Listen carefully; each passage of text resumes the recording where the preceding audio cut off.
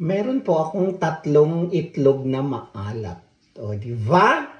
Babalatan natin to guys at kakainin. Masarap to sa kamatis, suka, onions, and everything. Charot!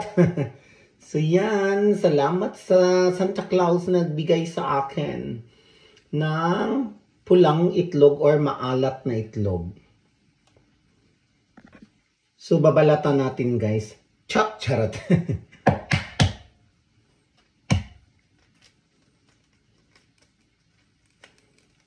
Itlog na mailat from the Philippines.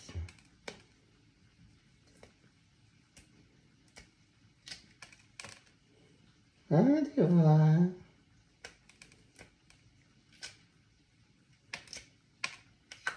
Medyo matigas siya balatan pala guys, no?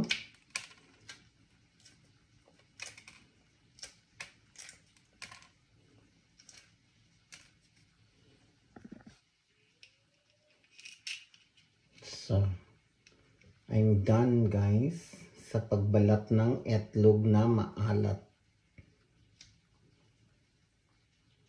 Soda! Para naman siyang balot. Namimiss ko tuloy ang balot. Di ba? Itlog na maalat.